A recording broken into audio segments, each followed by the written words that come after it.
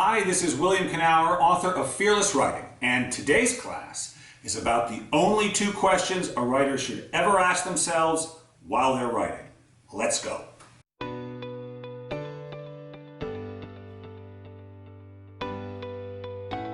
Hi, this is William Kenower, and today's class is really at its heart a craft class. Craft, I've come to understand, is really about learning what not to do. Learning not to put adverbs in dialogue descriptions, learning not to rely on adjectives in physical descriptions. Well, today's class is about the questions we don't want to ask. All the questions for which we don't have an answer to. Questions like, is it any good? Is there a market for this? What will my agent think of it? What will anyone think of it? We can't answer those questions. And so a writer, when they're writing, needs to only ask questions they can actually answer. And those two questions are, what do I want to say? And have I said it? If you're not asking those questions, you're probably not writing.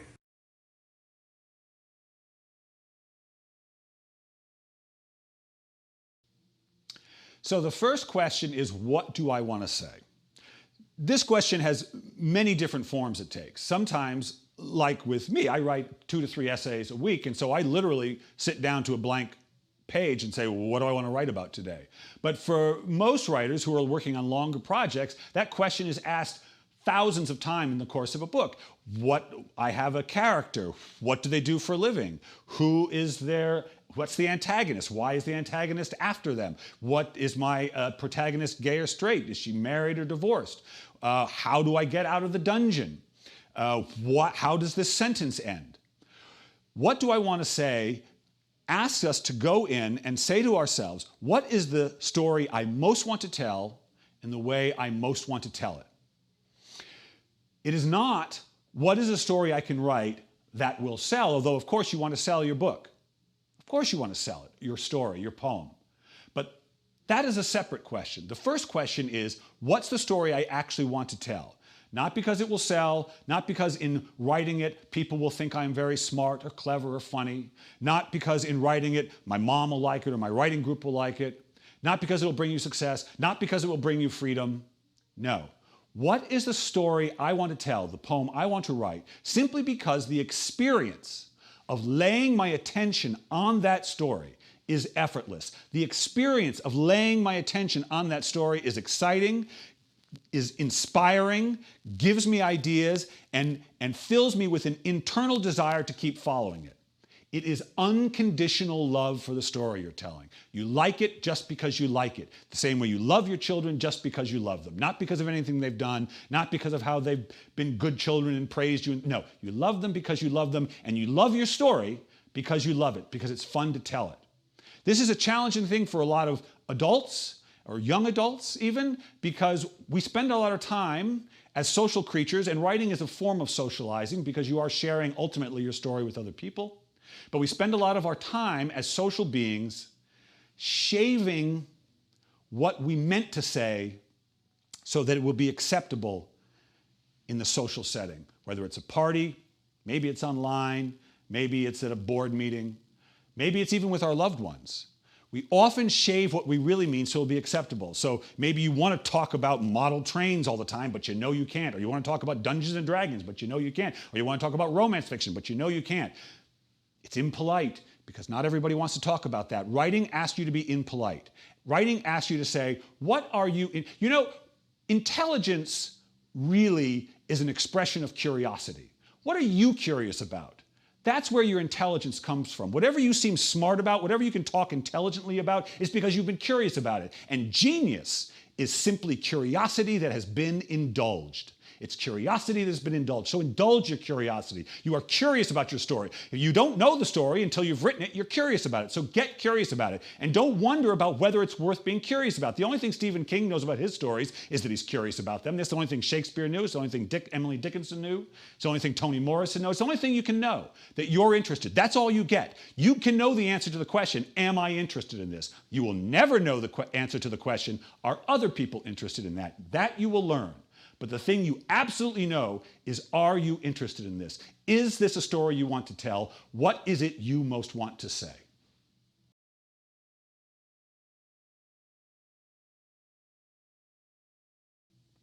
All right, so you've asked a question, what do I most want to say? This is where writing can get a little woo-woo. There's just no way around it. Because if I'm the one asking a question, I'm probably not the one answering it. The truth is, as we write, the answers come to us. Some people call it the muse, call it their spirit guides, God. It doesn't matter what you call it. But as the suspense writer James Lee Burke said to me when I interviewed him, he said, every artist has to make peace with the fact that they can't do this alone. And the minute you think you can do it alone, just give up. I don't agree with him that you should give up, but I do know that I ask a question and something else answers it. Now, the why that is so challenging for so many writers, and regardless of what you believe, you know this experience, because every time you sit down to write, you are, if it's going well, if you're in that zone, if you're in the flow, you're surprised by what happens. The characters do and say things that you didn't expect them to.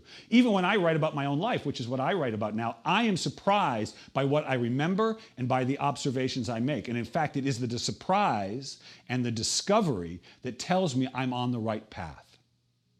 I am looking to discover. I'm looking for the answers that I don't have. And so I know the question, but I don't know the answer. And as a writer, you have to get comfortable with that. You have to get comfortable with going to the desk knowing only the question and not the answer.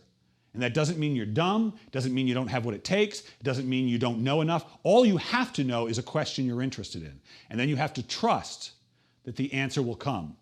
And one thing I have learned for sure in this sort of crunchy moment-to-moment writing experience of just what's the next word, what's the next word, what's the next sentence. If I come to a sentence or I come to a part of a piece I'm writing and I don't know what's coming next and I'm waiting for the answer, the instant I doubt the word or the idea or the scene will come, it doesn't come.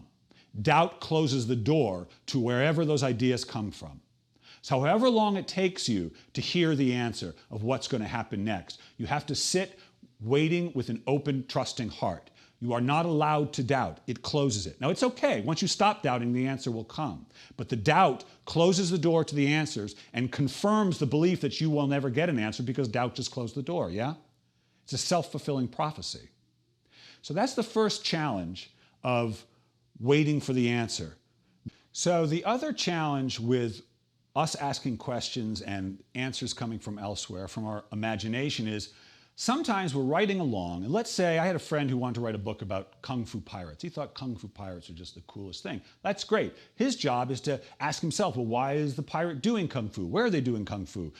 Is it a man or a woman doing the Kung Fu? Where's the boat? So there's all these questions that this author friend of mine was asking himself as he wrote his story about Kung Fu pirates. And the beautiful thing about the imagination is, the imagination will help you picture anything. You want to write a story about riding dragons through space, you can do that. And if you're tuned in enough on that image of dragons in space, you will see it in your imagination as if it's real. And if you're writing about your past, and you're writing about some sort of painful, scary moment from your past, as you write about it, as you see it in your imagination, it will be almost as real as if it is happening to you. That's the power of the imagination. And writers have powerful imaginations and they learn how to use it. But here's the thing. The imagination will answer any question at all. So if you want to ask your imagination, where is my Kung Fu pirate doing his Kung Fu? It will show you that.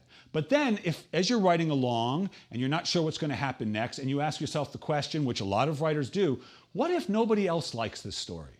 I know I like this story, but what if nobody else does? And I know so many writers, including very successful writers, who've asked themselves this question in the middle of stories. If you ask yourself that question, your imagination, the same imagination that showed you Kung Fu pirates and dragons flying through space, your imagination will say, oh, you want to see a world where nobody likes what you have written? I can show you that. I can show it to you the same way I showed you that, and just like that, you will be staring at a dystopian science fiction future where everything you've written is disliked, where nobody likes anything you've written, and will look as real to you as your past, as real in many ways as the desk you're sitting in front of. And you will be horrified by what you see, and you will not want to tell that story. And all because you asked your imagination a question it really couldn't answer. So we've got to be very careful while we're writing, in the middle of the writing process, of the questions we ask, because our imagination will do everything it can to answer every question, regardless of whether it's constructive or destructive. The imagination can make the Mona Lisa or it can make Auschwitz. It doesn't care. It will help you make anything. So we want to make something beautiful. So we only want to ask the question, what comes next? What's the story I want to tell?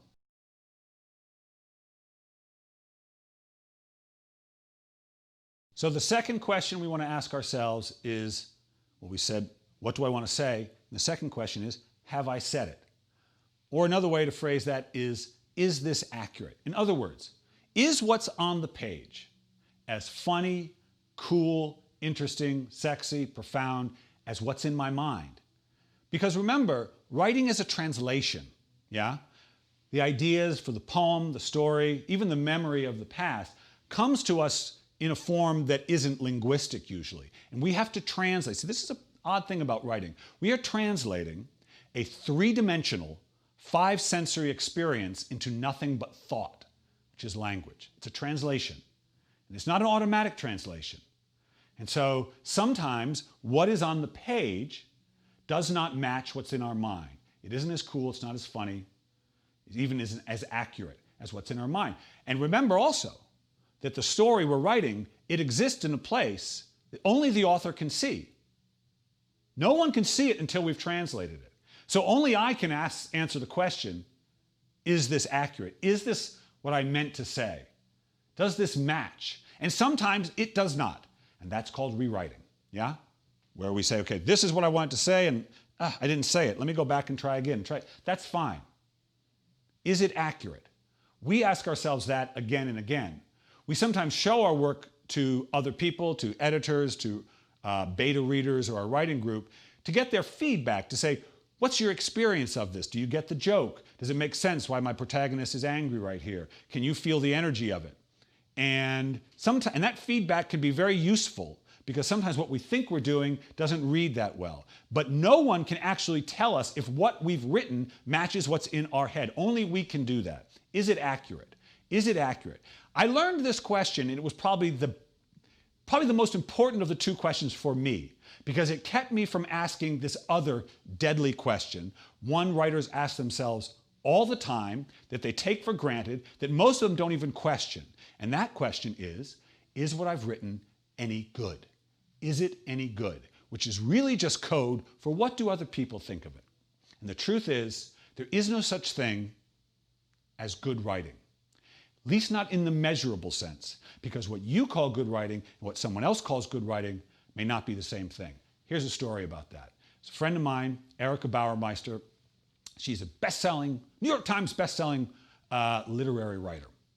And she had published her first literary novel, School of Essential Ingredients. And because it was done in a major house, I think it was Penguin, it got reviewed. It got reviewed in the major metropolitan newspapers. That's what happens to literary novels.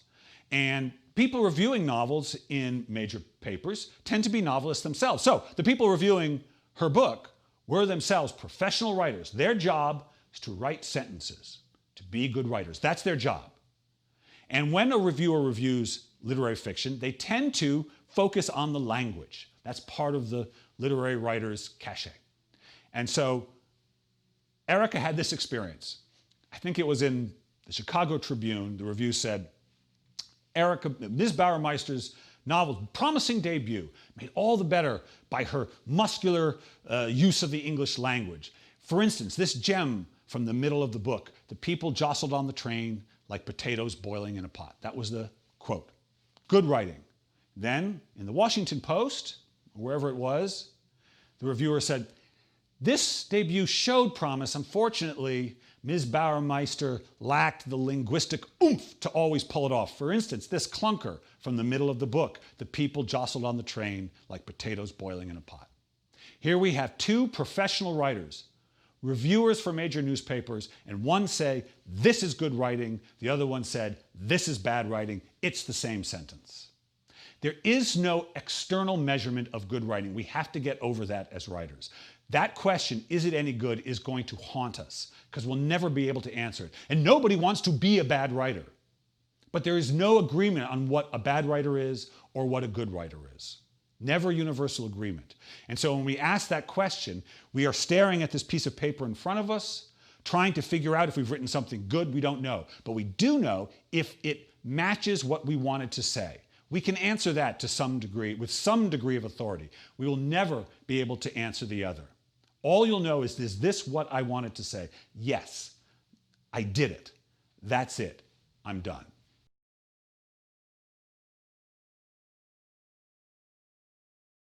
So those are the two questions. What do I want to say, and have I said it? This class is based on the book Fearless Writing, and that book is really based on a very simple idea, which is that as a writer, you never have to ask the question, I wonder what other people think of my stuff. And yet that is a question that haunts not writers really, but authors. You know, I'm the editor of Author Magazine. I've written another book called Write Within Yourself, an Author's Companion. I have a podcast called Author to Author. I'm interested not just in writing, but in what happens when we share our work with other people, because that's what it means to be an author. It doesn't matter if you've published anything, you know, in the New York Times or with Penguin or whatever.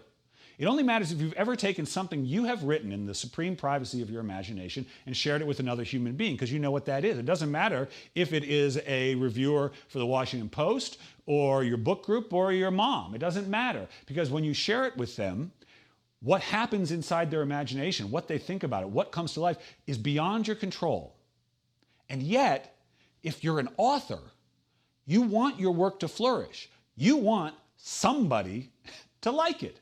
And so what other people think of your work seems very important, seems very germane to this issue of having a career as a writer, and yet you have no control over it. And it is my opinion, actually it's my experience, that writers at their core don't actually care what anybody thinks of their work. And here's how I know that. Because the best experience you've probably ever had as a writer is the same experience that I've ever had as a writer. The best same experience I've had. And it's this.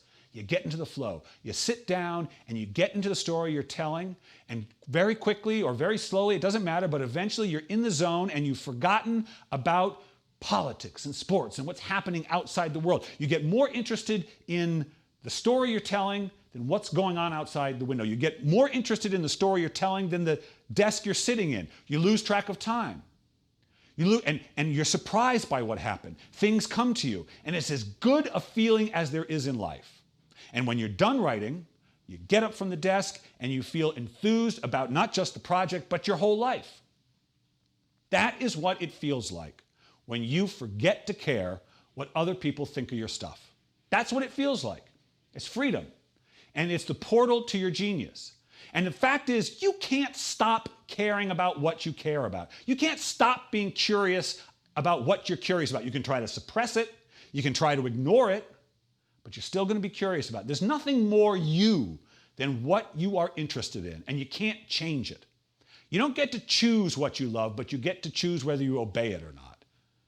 And writing asks us to care about that. Writing asks us to care about ourselves. Writing asks us to care about our own curiosity and say it matters just because it's interesting to me. So that's what I am asking you to do.